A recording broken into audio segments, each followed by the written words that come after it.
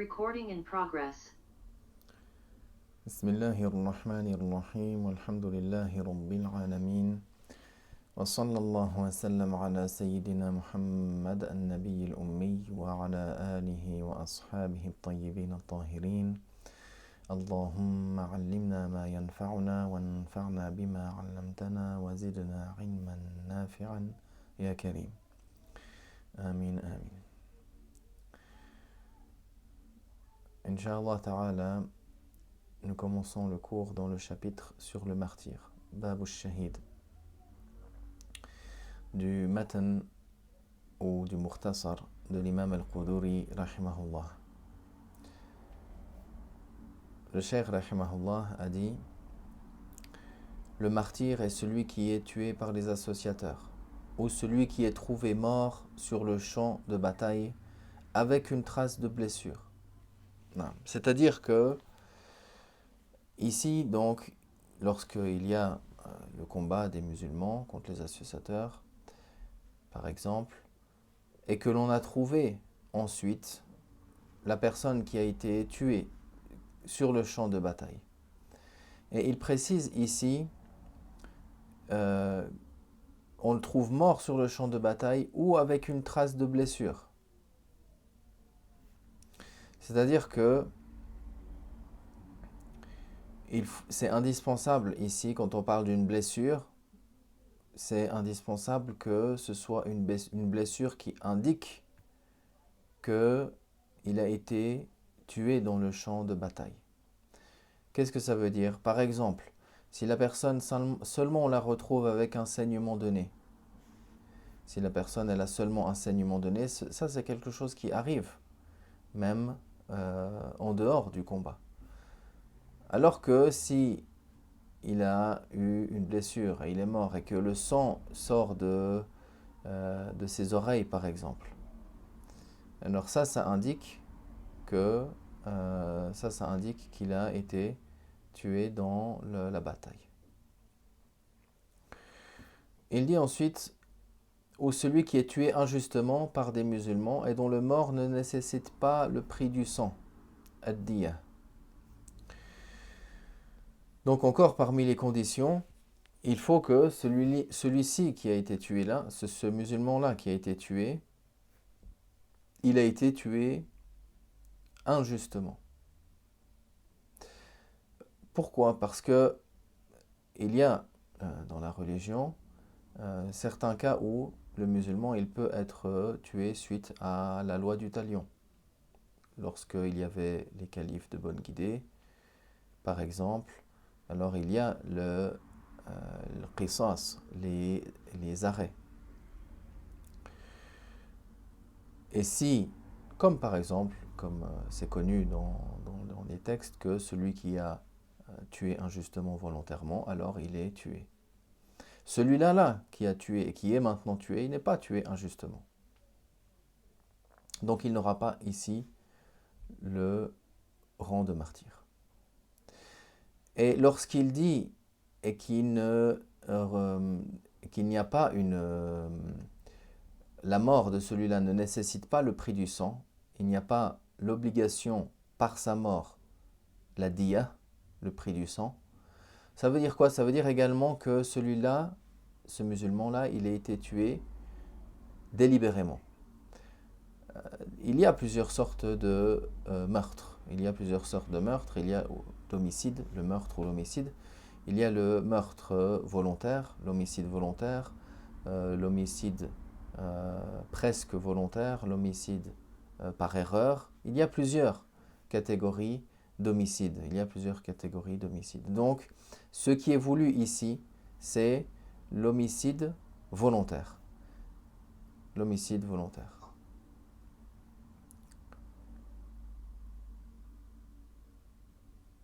Par conséquent, le martyr est enveloppé. C'est-à-dire, il est enveloppé avec ses propres vêtements. On prie sur lui, mais on ne le lave pas. Selon l'école de l'imam Abu Hanifa, on ne le lave pas, mais quand même on fait la prière sur lui. On fait la prière sur lui. Dès lors que il était musulman, il est responsable, il est pubère, il est saint d'esprit, il n'est pas dans la janaba, il n'est pas, comme ça va être expliqué, il n'est pas mort en étant junub par exemple. Alors dans tous ces cas-là, on ne le lave pas. Mais, contrairement à d'autres écoles, chez les Hanafites, le martyr, on fait la prière en sa faveur. Et on l'enveloppe dans ses habits. C'est-à-dire quand l'auteur il dit Fayukaffan, ce qui est voulu ici, c'est que on l'enveloppe, mais c'est-à-dire on l'enveloppe dans ses propres habits. C'est pas qu'on va lui mettre des linceuls, comme ça a été expliqué dans le chapitre des préparatifs funéraires.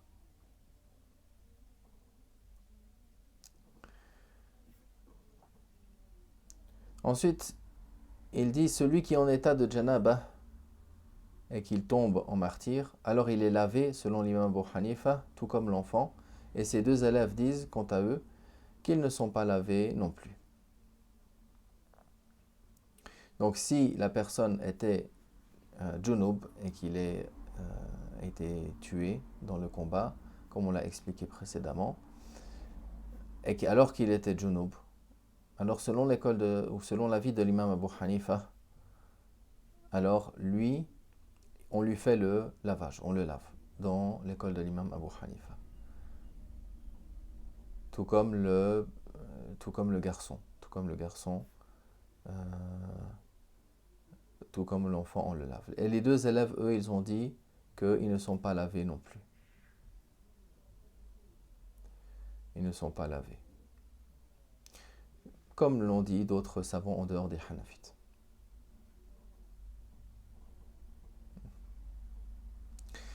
Ensuite, l'auteur, que Dieu lui fasse miséricorde, a dit « Le sang du martyr n'est pas lavé, ses vêtements ne sont pas retirés, sauf les fourrures, les chaussons, les khoufs, c'est-à-dire les doublures et les armes. » C'est-à-dire tout ce qui ne revient pas à quelque chose qui est dans le nécessaire des préparatifs funéraires, alors il va être enlevé.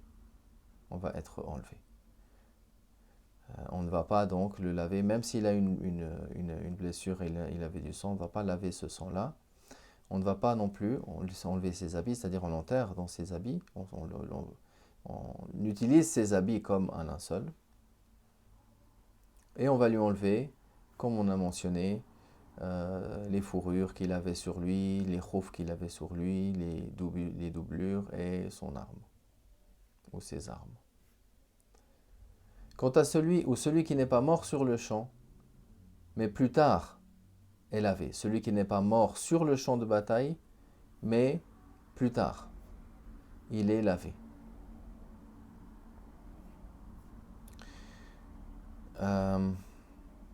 C'est-à-dire que,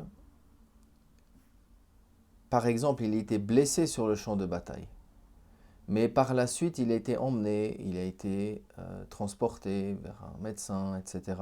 Et par la suite, il est mort. Alors, du point de vue des jugements, alors les jugements du shahid, les jugements du martyr ne lui sont pas appliqués. Mais il a la récompense de la shahada du shahid selon le jugement d'Allah. Non.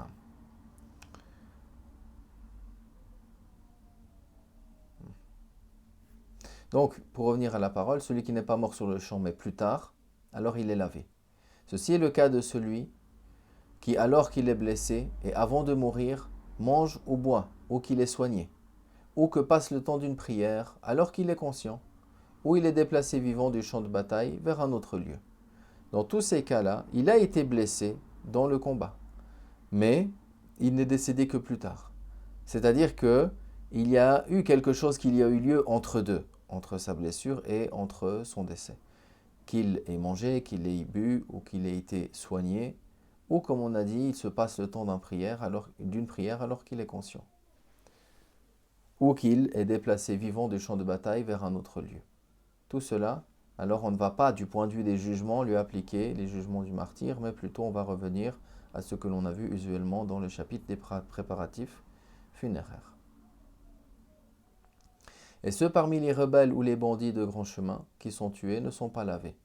Ils ne sont pas lavés, ils sont enterrés, mais on ne prie pas sur eux. Donc encore,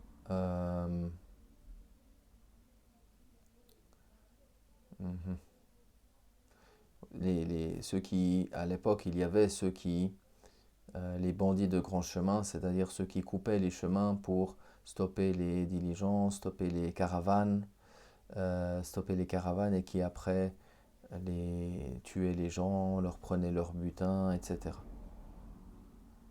Alors ceux-là, ils ne sont ceux-là ainsi que, comme on l'a cité, les rebelles, c'est-à-dire ceux qui sont sortis de l'obéissance du calife en combattant le calife, alors ils ne sont pas lavés, ils sont enterrés et, comme on l'a dit, on ne fait pas la prière sur eux. Puis il dit ceux parmi les rebelles,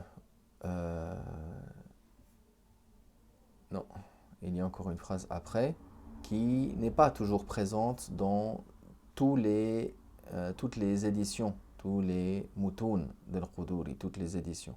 Dans certaines éditions, elle est présente, dans d'autres, elle n'est pas présente. Alors, dans certaines éditions, il y a un ajout supplémentaire par rapport à cela.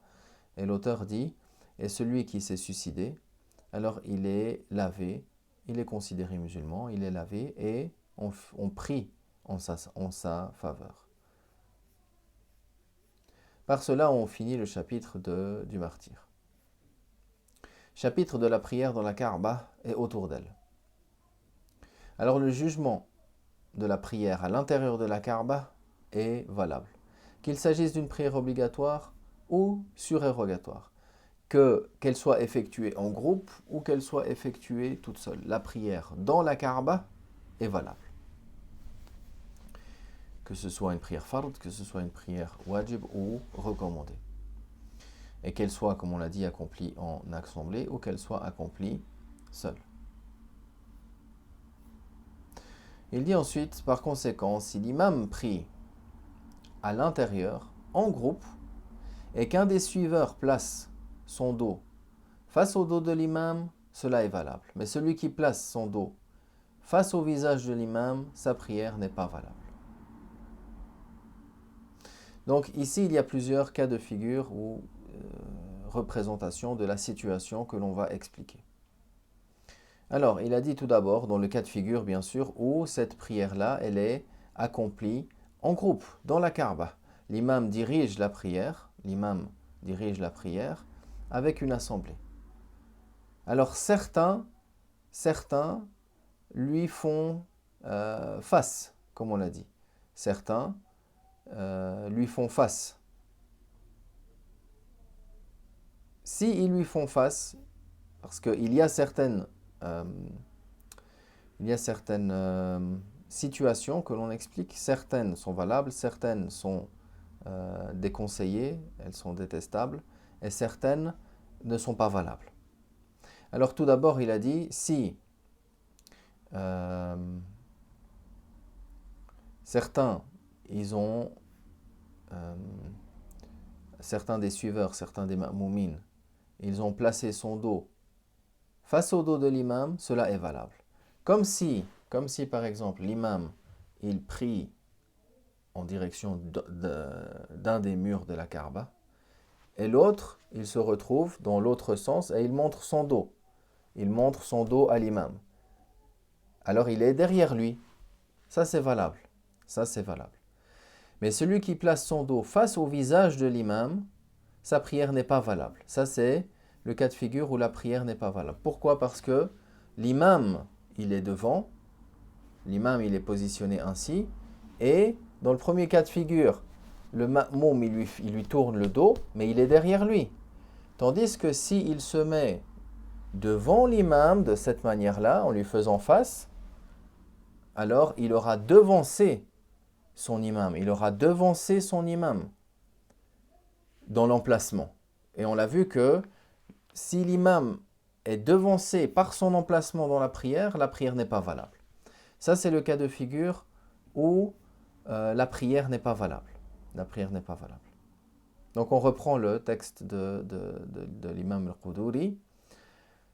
Par conséquent, si l'imam prie à l'intérieur en groupe et qu'un des suiveurs place son dos face au dos de l'imam, c'est-à-dire que l'imam se trouve devant et le ma'moum se met derrière lui avec son dos contre le dos de l'imam, alors même s'il fait face à une autre paroi de la Kaaba à l'intérieur, alors sa prière est valable parce qu'il est en retrait par rapport à l'imam. Mais si celui, comme il a dit rahimahullah, place son dos face au visage de l'imam, sa prière n'est pas valable. Celui qui place son dos face au visage de l'imam, sa prière n'est pas valable. C'est-à-dire que il va le devancer, il va être placé devant lui. Il va être devant et dans ce cas-là, la prière n'est pas valable.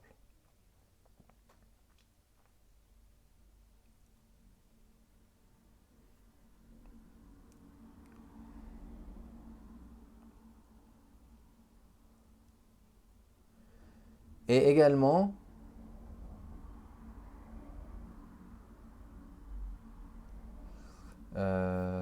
pardon.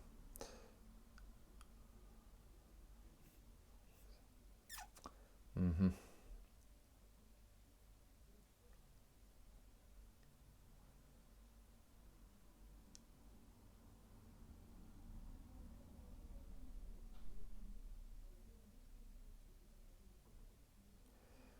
Ensuite, il dit, rahimahullah, si l'imam dirige la prière dans la mosquée sacrée, les gens forment un cercle autour de la Kaaba et suivent l'imam. Maintenant, on parle de la prière autour de la mosquée, autour de la Kaaba, dans la mosquée de l'Haram, mais autour de la Kaaba. Alors les gens forment un cercle autour de la Kaaba et suivent l'imam. Celui qui se trouve plus proche de la Kaaba que ne l'est l'imam, sa prière est valable s'il ne se trouve pas du même côté que l'imam. C'est-à-dire que il y a la Kaaba qui se trouve au milieu de la mosquée et ensuite les gens ils se placent en rond tout autour. Alors les gens à un moment donné, même si l'imam il se trouve de ce côté-là de la Kaaba et qu'une autre personne se trouve de l'autre côté de la Kaaba, alors on pourrait dire qu'il lui fait face. Mais tous deux se dirigent vers la Kaaba. Il n'y a pas de problématique à cela. La prière est valable. Même si de l'autre côté, la personne se trouve plus près de la Kaaba que l'imam. Sauf, comme il mentionne le Cheikh al-Quduri, sauf, ou plutôt elle est valable, dans le cas où il ne se trouve pas du même côté que l'imam. C'est-à-dire, sauf s'il se trouve du même côté de l'imam. Si par exemple on représente la Kaaba et qu'on tire deux diagonales dans chaque angle de la Kaaba, alors il y aura une partie sur le côté de la Kaaba, il y aura une partie et deux diagonales ainsi. Ça c'est un côté. Puis ensuite le carré avec chacun des axes qui partent de chaque angle de la Kaaba, il y a une partie là, il y a une partie là, il y a une partie là. Tant que le ma'moum et l'imam ne se trouvent pas ensemble du même côté, il n'y a pas de problématique dans le cas où le ma'moum il est plus avancé que l'imam par rapport à la Kaaba. Donc si par exemple vous avez, il y a sur la Kaaba, dans un des angles, la pierre noire. L'angle qui est avant, c'est le Rukn al-Yamani. Alors si depuis ces deux angles, de ce côté-là, le ma'moum et l'imam se trouvent ensemble, de ce côté-là, alors le ma'moum, sa prière n'est pas valable s'il est devant l'imam. Mais si par exemple cette personne-là se trouve, le ma'moum se trouve de ce côté-là, et qu'il est proche de la Kaaba, et que l'imam, lui, il est du côté de la Kaaba, là où il y a la porte, là où il y a le multazam, entre la pierre noire et la porte de la Kaaba, de ce côté-là.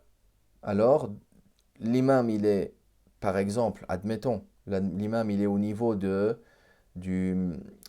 maqam de Sayyidina Ibrahim, alayhi salam. Donc il est bien en retrait, il est plus éloigné, et le ma'moum, il se trouve face à la Kaaba. Il n'y a pas de problématique ici. Pourquoi? Parce qu'il ne se trouve pas donc du même côté comme on l'a mentionné.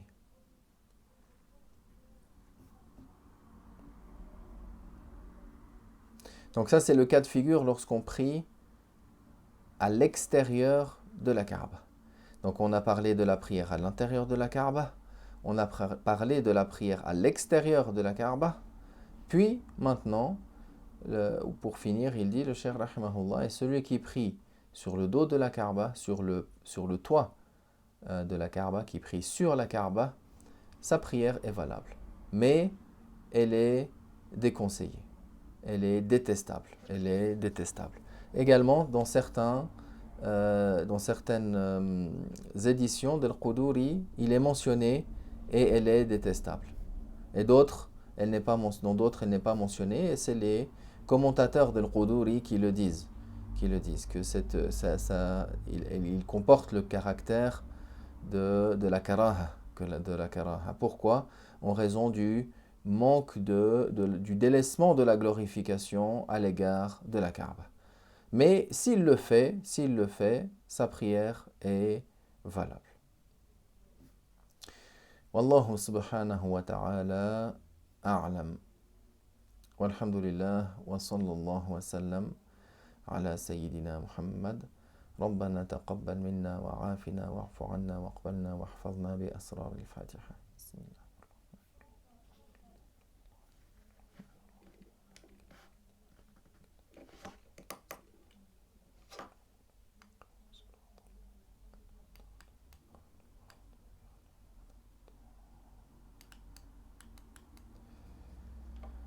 Alors on finit par cela, même si ce n'était pas un chapitre qui était très long, par cela on finit le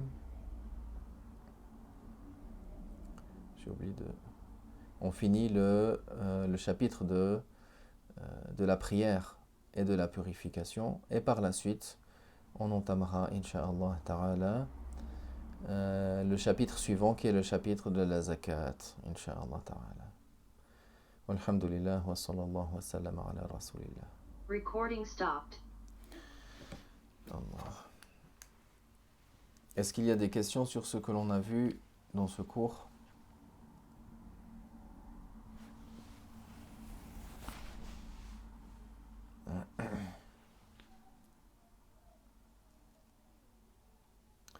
Alhamdulillah. طيب بارك الله فيكم وأحسن الله إليكم والسلام عليكم ورحمة الله.